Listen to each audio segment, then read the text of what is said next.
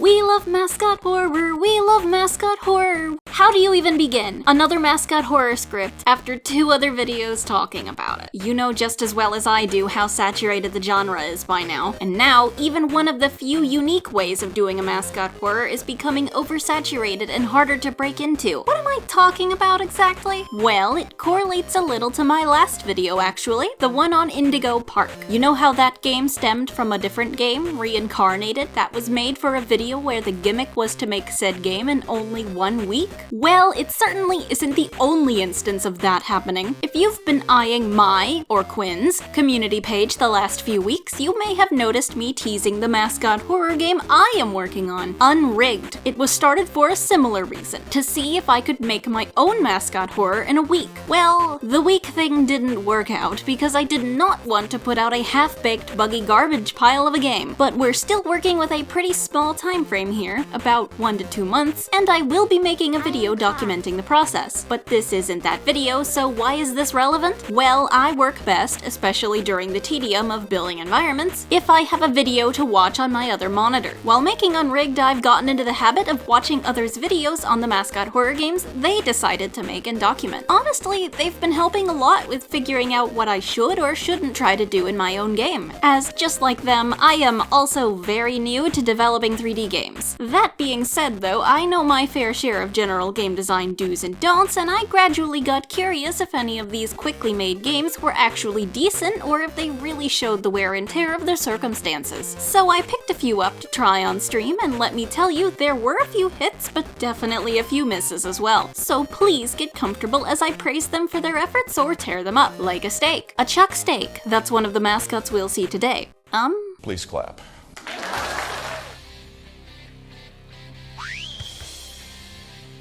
Today, we shall be covering more games than I usually do, because most of the ones I picked up are a bit short. We've got 5 in total to look at, and the first spot can go to none other than the catalyst behind this entire trend, Sussy Schoolgrounds. It's just the right thing to do. With the shortest dev time of the bunch being made in only 1 hour, Sussy is definitely not a gaming masterpiece, yet the original video documenting Sussy's creation racked up an impressive 2 million plus views for its humorous take on making a game that was made to be cliché. Made by the YouTuber Polymars, Sussy Schoolgrounds is a simple run around and avoid the monster game in which you must collect and eat 8 bananas before the giant purple guy catches and eats you. All bananas are confined to a small playground area and are hidden in plain sight, making the actual hard part avoiding Sussy, since he's actually kinda fast and tricky to dodge due to his size and the relative small size of the playfield. Or, you know, you could just delete him. Yeah. He's gone. What? Wait, what? No, dude. Preston took him away, dude. Preston handled them. He's gone. Just told him to. I still do not know how I did this. Otherwise though, the simple gameplay loop is a fun enough time killer. The game also features a second chapter of sorts in which we pick up where we left off after eating our bananas and enter the classroom, where this time our teacher, a massive pink monkey named Munkus Lunkus, is on our tail. The hell am I supposed to learn from this? We are once again collecting bananas, though the task is a bit easier this time as Munkus is way slower than Sussy and seems to have a smaller hitbox too. And after our valiant efforts, we have defeated Sussy and Munkus. Okay, so what likely made Sussy blow up were the videos made about it and not the innovative gameplay on display, inspiring many more developers to follow the Purple Pariah's example. But do they really understand why Sussy got the success that it did? The game shines because it has personality. Despite its simplicity, it's not trying to charm you with its gameplay. It's trying to make you laugh. It knows what it is and doesn't shy away from it. It's not trying to be something it's not. And I don't think that's something that everyone following its example really understood. It'll become a bit obvious when we take a look at the next game on our list. Minced is an interesting case. Unlike Sussy, it had a lot longer of a dev time and has been in active production for longer. While Sussy only got 3 hours over the course of 2 updates, Minced got an unspecified amount, but it was definitely more. Also, it cost me $5, so it better be decent. Originally, the game was made by Goose Studios following the original challenge of creating it in 24 hours. But after the game saw significantly more popularity than he expected it to, he proceeded to make Chapter 2 and 3 with videos videos for each. These did not have the time limits imposed as far as I know. Chapter 4 is also confirmed to be in production. The game takes place in an abandoned meat processing facility, and it's unclear who you play as and why you're there, but the danger is clear. Living meat is wandering the building, and it's just so eager to meet you. Now, I'd be a little nicer to this game if every chapter was like the first and was the result of only 24 hours of dev time each. I'd be able to understand the issues this game has. But it was made evident even while Chapter 2 was being made that the developer was going back to Chapter 1 to polish things up and add more to the game. So with that in mind, why oh why does this game run the absolute worst out of anything I've ever played on my channel? With settings at max, which is default mind you, this thing is actively dying and immediately improves once you lower the settings to rock bottom. Note that my PC is fairly high-end and can stream the million polygon spider without frame drops. This should not be a problem. The primary cause of the frame drops becomes obvious when we enter the building itself and it's pitch black. Okay, fine, I'll probably get a flashlight soon so I can tell where to go, right? Otherwise, the hall wouldn't be so dark, right? Right? Wrong! The entire game is lit with something called lumen. I don't fully know what it is, but after some research I found that it is Unreal's default global illumination system, and I can figure that lighting an entire game with it is not the right call to make, especially judging by the reaction of my friend to the use of it in Minced. Yeah, set the leg to peek. I want to see if it's like a lumen thing. I can Oh see my it now. god! Dude!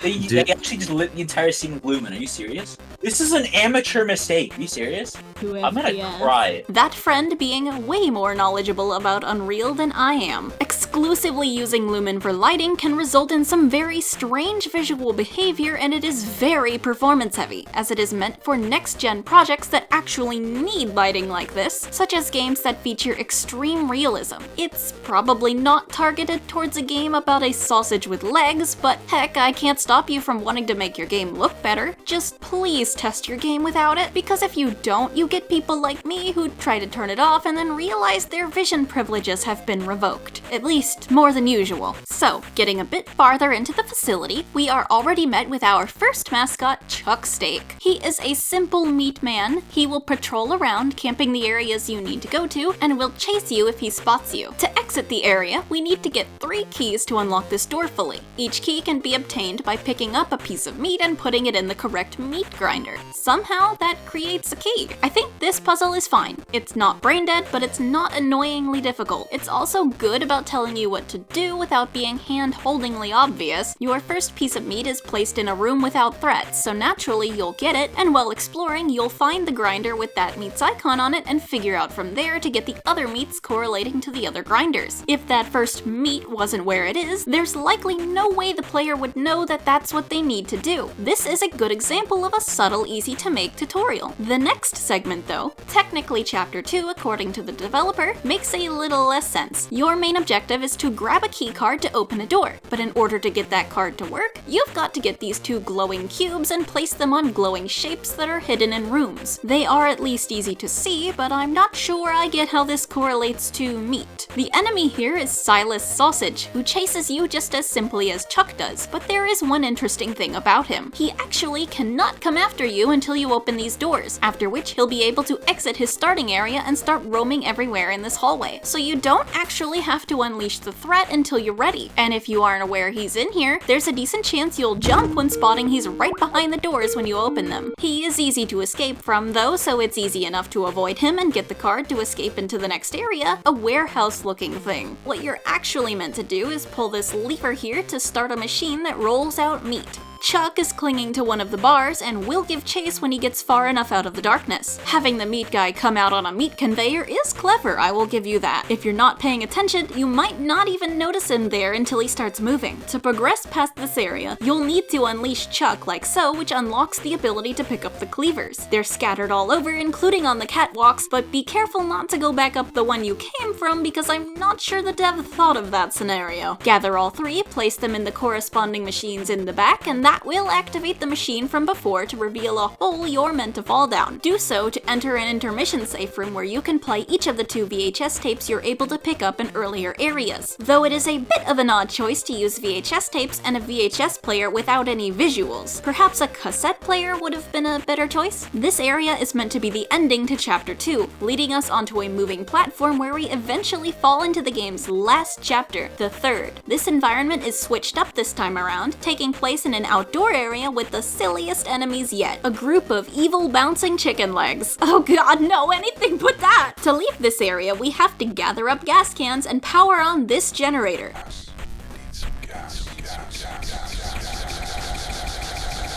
Allowing us to ride the world's loudest tram into the last stretch of the game. This weird rainbow chicken tunnel harboring what I presume is the father of the little drumsticks outside. The game, for some reason, provides us with a straight-up gun to deal with him, or to at least pretend like we're dealing with him. It actually doesn't hurt him at all and disappears as soon as we take the elevator behind him. Aw, that elevator leads us to the heart of the facility, quite literally. In here, there isn't much we need to do besides some random obligatory cheap parkour to grab a crowbar for our next 1000-degree crowbar challenge video. I mean, to open this door over here where all there is left to do is yank this lever and trigger some kind of security breach that ends off the game quite anticlimactically. For now. So before, I mentioned that Minced ends up being a bit inferior to Sussy Schoolgrounds because it seems to flip-flop on what it's trying to do. The premise is interesting, taking place in a location not yet used before in a Mascot horror game, but the mascots don't really stand out. Neither their monster designs or their normal designs are very attractive. No, not like that. I mean, they're just not that marketable, and it's weird that a meat facility would even have them to begin with. The game seems to be trying to be decent by the 3rd chapter, and the effort is definitely visible, but in the end it just isn't anything to write home about, since it seems to forget that the original point of its creation was to be silly, and gets confused trying to actually be decent. So you just come out of it thinking, man, well, that sure was a video game and it doesn't stick around in your head. Unless you're me, but anyway, you want to know a game that does stick in your head? Well, buckle in for this one, because it's gonna be the last fresh air we get before we get to the real duds.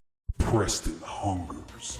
This is a little thing called Preston's Hourglass. Now, I had never heard of this before, but several of my friends started begging me to review it for this video after they found out I was making it. I was initially confused about whether it was even going to fit in with the rest of the games on my list, since it did not appear to have been made for any videos, but that doesn't mean it wasn't made for content. Now, I don't really have any visual proof for this, but apparently this game was made because the creator had this character, who I assume is Preston, that they wanted to use in rap battles. But since these rap battles were limited to game characters, allegedly, and this character was not in a game, he wasn't allowed to drop any bars with the homies. Their solution? Make a game about him so he can rap all he wants. For being a game made just for the sake of a fictional character's resume filler, Preston's Hourglass is actually the most unique game I played out of anything in this video, and I kinda honestly like it unironically. It has mechanics I haven't seen used in any Mascot horror game I've ever seen, and uses them in a very clever way. Plus, it's legitimately challenging and requires skill and patience. The objective of the game is to gather all 8 pieces of the spell you need to banish Preston, the eldritch time entity that looks like Mr. Peanut that you unleashed by stealing his ancient hourglass. The spell is literally just his name, and the letters of it are scattered all around the map. You have no sprint button, and Preston is much faster than you, so your defense instead is to use the hourglass to momentarily stop time and use that to get some distance, enough to either break his line of sight or to crawl into a hole and hide. He isn't stupid though. You'll still need to break eye contact with him before he'll leave your hiding place alone. The hourglass can also be used to get past certain obstacles in the map, such as these spinning fans you can walk over while they're paused, and this crushing block you'll need to stop to pass. It's a pretty good mechanic that's easy to figure out, but doesn't ruin the challenge of the game. Preston's Hourglass also has little charms that not everyone will catch. Notes lie around the maze that explain the game's story, and other environmental details are present for humor, such as a photo of Preston and his ex-wife that, according to the developer, left him on Christmas Eve.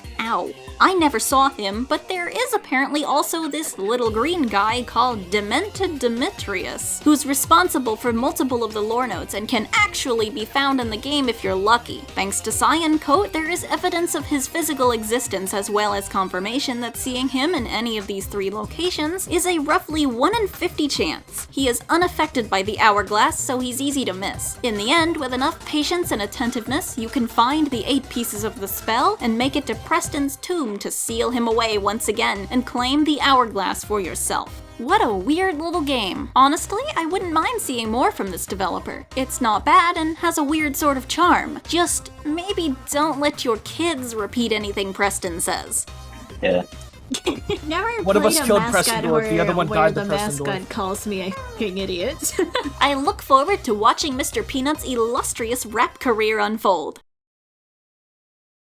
Fourth up, we've got my second least favorite out of the games I got, Stinky is Sleepy by Wishbone Games. Now, Stinky is not the worst game ever, nor does it control badly, nor does it break your recording software or anything. In fact, for being made in 5 hours, it's pretty damn decent, especially in the mascot category. Stinky here isn't constantly breaking his rig like most 3D mascots I see in quickly made games. That is a fault of everybody using Mixamo for animations, which I don't blame them for doing when working with a short time frame. Yet, the dev of this game spent time custom modeling Stinky and even rigged and animated him himself. While the animation is not groundbreaking, it's effort that I feel should be given credit. I just don't like Stinky is Sleepy because it's painful to play. I know we can say that games like Garden of Banban are also painful to play, but at least it doesn't feel like the game is constantly fighting you off. Stinky is incredibly, forcefully dark, confusing to navigate, and has no run button as far as I could find, meaning there is no way to get distance on the monster and he's seemingly faster than you are. Not to mention the fact the place is riddled with various obstacles, which I know were put there for humorous purposes according to the dev's video about the game, but they just get irritating when you realize you have no ability to jump, making it incredibly easy for Stinky to corner you with no escape and assault you with the loudest jump scare I have ever heard in any game ever, one that transcends being funny into being anger-inducing, especially since the game starts you off like 10 feet away from the monster, so I got jumped while making sure the game was outputting audio in OBS, and I had to actually take my headphones off because it literally hurt to listen to. There are certain jokes that aren't funny anymore when played to a certain extremity. This, I feel, is one of them. You also kinda have to watch the video about the game to even know what the objective is, because it certainly won't tell you itself. I could not beat this game myself, but it's short enough to do so in about 3 or so minutes. The premise is one of the few things I enjoyed. Stinky is sleepy, just like the title says, but he can't get to sleep because the lights are on in the building. To help him get some sleep, you have to find and turn them all off.